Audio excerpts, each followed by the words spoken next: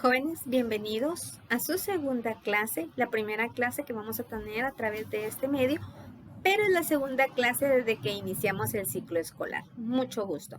Damos inicio entonces a la evolución del pensamiento científico. ¿Cuáles son los inicios del pensamiento científico? Si bien recordarán ustedes en la clase anterior, vimos cuál era el origen de la ciencia. Esta nace y surge casi al mismo tiempo que el hombre, ante las diversas necesidades que el hombre pudo haber tenido. Entonces, la evolución del pensamiento científico nace en ese mismo momento también. El hombre primitivo debió haber tenido necesidad de abrigo y posterior a ello viene entonces la creación del fuego. Vimos cómo, de cierta manera, cómo es que el fuego surge en una época. La necesidad de transportarse, también vimos lo de la rueda. Viene también entonces la habilidad y el control y obtención de los metales. Esto estaría en primer lugar dentro de los intereses del hombre. ¿Por qué? Porque a la hora de obtener y conquistar los metales, entonces empiezan a surgir herramientas que les sirven a ellos tanto para la labranza como para la caza, para la defensa. Entonces vemos y podemos observar a lo largo de la historia que algunos de los objetos más antiguos que se conocen son alrededor de 5.000 años antes de Cristo.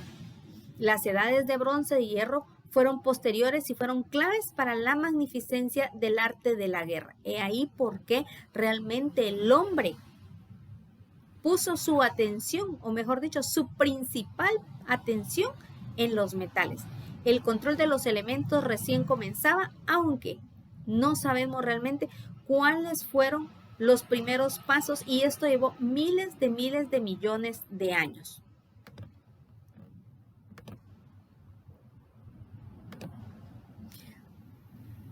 Aquí podemos observar plenamente, jóvenes, que en la evolución del pensamiento tenemos diferentes doctrinas. La primera de las doctrinas que tenemos es la doctrina griega del siglo VI a.C. Aquí observamos en la clase anterior algunos de los pensadores griegos y nombramos a Tales de Mileto, Anaximandro y Anaxímenes, que fueron discípulos de Tales de Mileto, uno del otro. Además podemos mencionar a Heráclito, Empedocles, Lécito y Demócrito. Estos personajes permitieron y llevaron una filosofía nueva sobre el mundo y la naturaleza de la materia, hasta la idea de que la procedencia de todo se debía al agua. Entonces, estos pensadores se enfocaban en buscar respuestas a esos puntos específicos. Entonces, aquí la doctrina griega es la que permite el desarrollo y se forma, si ustedes se recuerdan en la clase anterior, dijimos que se formaba la escuela de Mileto. Estas doctrinas fueron las que dieron paso al surgimiento de la doctrina de la Edad Antigua. Aquí se fusionan los conocimientos de la civilización griega y la civilización egipcia. Ambas tenían conocimientos acerca de los diferentes metales, como el oro, la plata, el bronce, el plomo, el hierro, el estaño, el mercurio. También tenían conocimientos acerca de la sal y el azufre. Todo esto permitió que ambas culturas y ambos conocimientos se fusionaran para dar paso a un nuevo acontecimiento, a un nuevo descubrimiento. Aquí es entonces donde nace, y nace a través de las manos de la cultura árabe, un movimiento conocido como la alquimia o los alquimistas. En la alquimia lo que ellos trataban era de explicar el proceso de la mutación, cómo transmutaban los diferentes elementos, que entonces el plomo se podía convertir en oro en un momento determinado a través de diferentes procesos químicos que ellos podían realizar. La alquimia se basaba también y nace entonces la idea de la famosísima piedra filosofal. ¿Cuántos vieron Harry Potter y la piedra filosofal? ¿verdad? Entonces, miren, viene desde la edad antigua, o sea que no solamente era una película, sino que es una realidad. El alquimista buscaba encontrar la estructura para formar una piedra filosofal y extraer de ahí un elixir que permitiera que las personas fueran jóvenes, que las personas mantuvieran esa juventud de manera perpetua, iban a ser inmortales, ¿verdad? Entonces, ahí está la historia de Harry Potter y la piedra filosofal, donde su escritor obtuvo esa idea para hacer la película. La alquimia no solamente hizo esos avances o solamente trataba de explicar de esa manera las cosas, aunque algunos lo consideraban una charlatanería, lo consideraban mentira, en algún momento de la historia se consideró como una brujería y fueron perseguidos, ¿verdad? Por los reyes de esa época, hasta por la misma iglesia. Sin embargo, la alquimia nos aportó en medicina. ¿Por qué? Porque hizo diversas preparaciones de drogas que dieron paso a mucha de la medicina que hoy en día tenemos en nuestras farmacias. Después de la alquimia y de la antigua viene el Renacimiento. Este término científico se debe a la ilustre historiadora María Boas Hall, quien después de leer diversos artículos sobre ciencia, consideró oportuno llamar a ese periodo de la literatura y descubrimientos científicos Renacimiento científico. Además, este importante periodo se divide en dos fases. La primera fase, el Renacimiento como expresión de surgimiento, quiere decir que retoma nuevamente su lugar y empieza a levantarse, como diría alguien, de las cenizas, empieza ese movimiento nuevamente centrado en restaurar, en rescatar el conocimiento natural de los antiguos siglos, de los antiguos. Eso fue en el siglo XV y en el siglo XVI. Quiere decir que en el siglo XV, en el siglo XVI, se empiezan a obtener los textos antiguos, a rescatar esos textos para rescatar la información que en ellos había y poder fundamentar nuevamente un avance en los procesos científicos que se estaban realizando.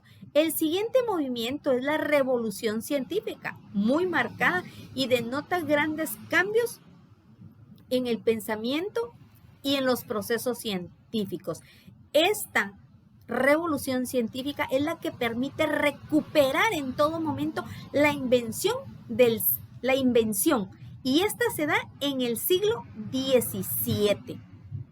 Justamente en el siglo XVII entonces empieza a marcar un proceso de revolución porque ya se tiene de la primera etapa, ya se han restaurado, ya se han rescatado los conocimientos antiguos a lo largo de 2 siglos. Los científicos los volvieron a estudiar, los volvieron a poner en práctica y entonces los empiezan a cimentar para que se dé la revolución científica y es el paso a crear y diseñar nuevos inventos.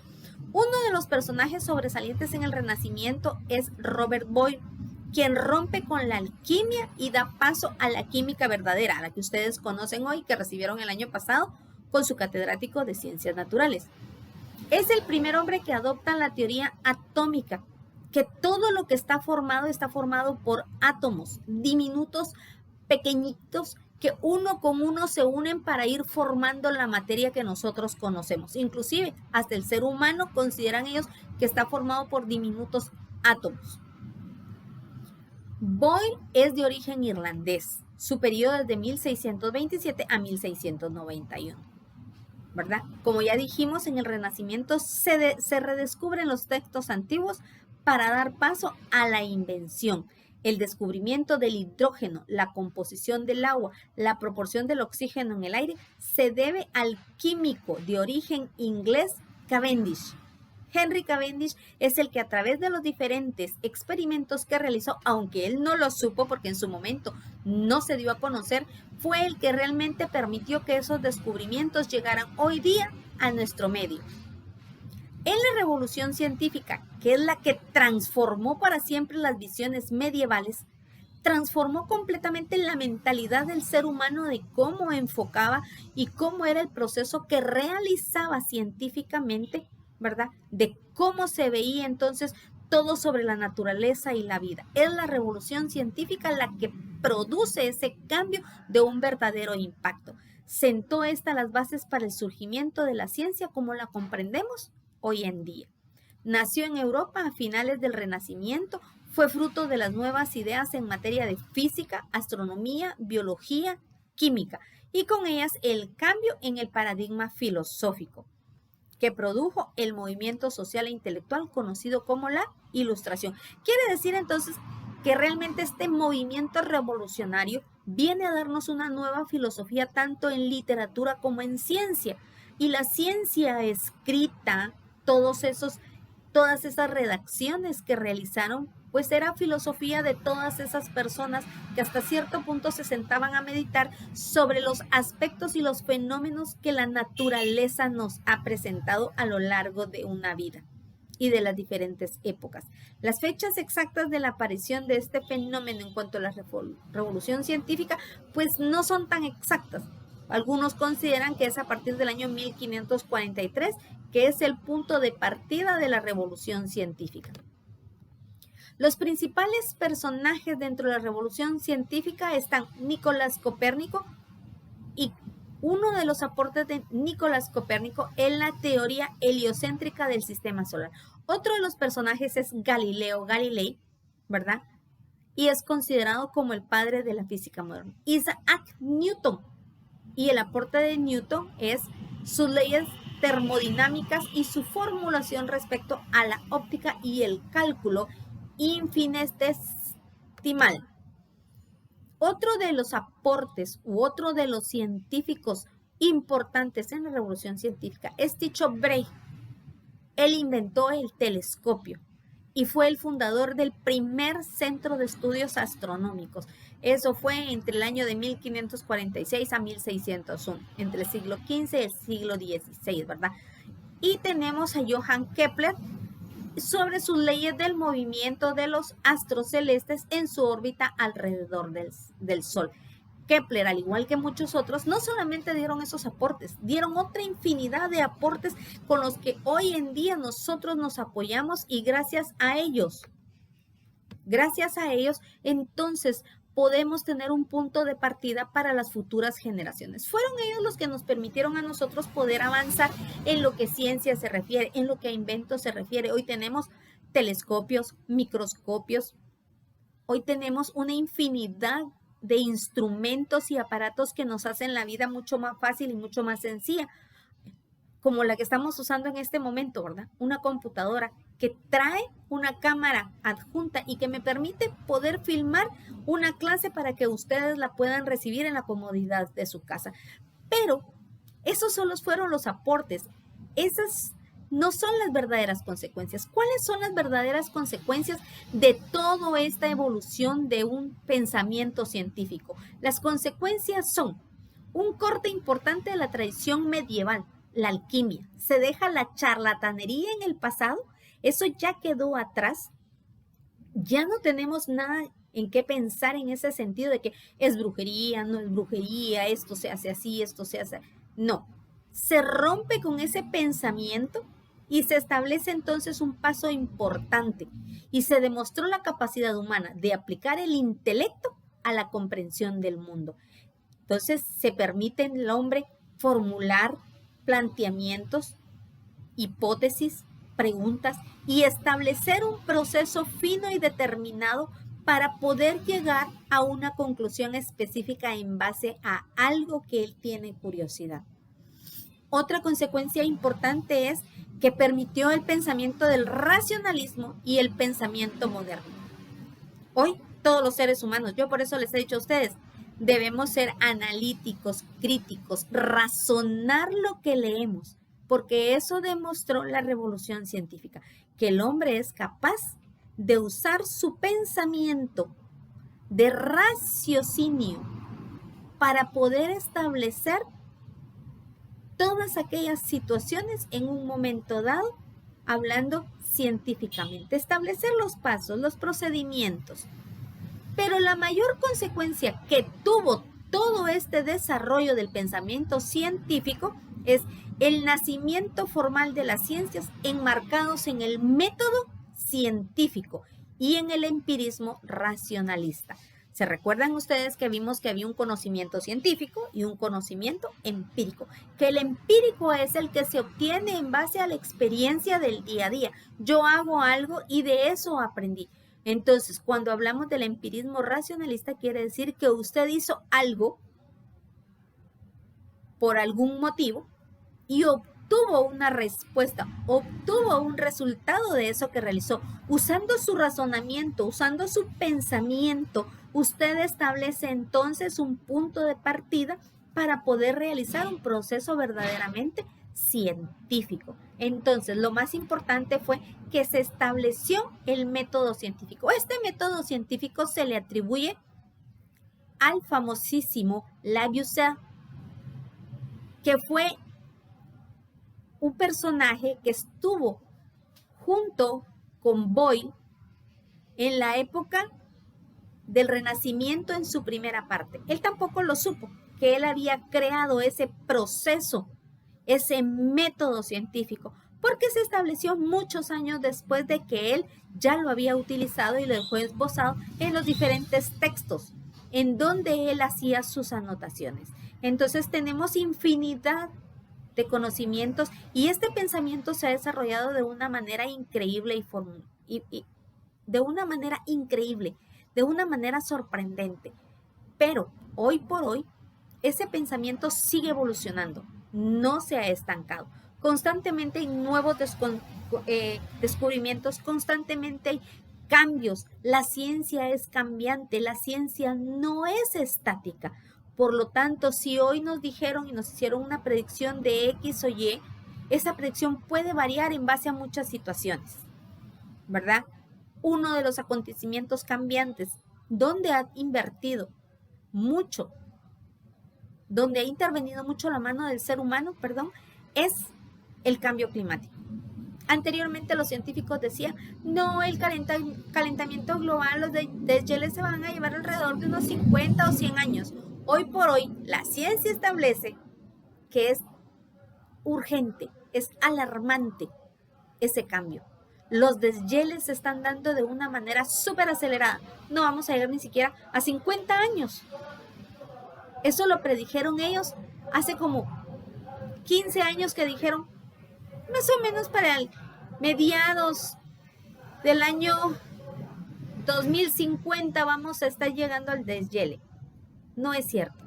El deshielo es una realidad y es alarmante. Entonces vemos que la ciencia se mantiene en constante evolución, en constante cambio. Bueno, jóvenes, este es el tema sobre la evolución del pensamiento científico. Tarea para el próximo día. Van a elaborar de la página número 5 de su folleto una línea de tiempo. ¿Qué es una línea de tiempo? Una línea de tiempo es la que usted va a trazar en su hoja, ahí en el folleto, la va a hacer ya sea horizontal, la puede hacer vertical, la puede hacer inclinada, la puede hacer en zigzag, ¿verdad? Y en cada uno de ellos usted va a ir estableciendo un año, una época, quiénes son sus personajes importantes, cuáles fueron los avances que en esa época se tuvieron o los aportes que se tuvieron hasta la actualidad. Puede hacer uso de su folleto para hacer la línea de tiempo y también las diapositivas que van a aparecer en este video o que van a ser subidas al canal de YouTube para que usted pueda tener con claridad todas las herramientas para elaborar su trabajo. Fue un gusto haber trabajado con ustedes el día de hoy.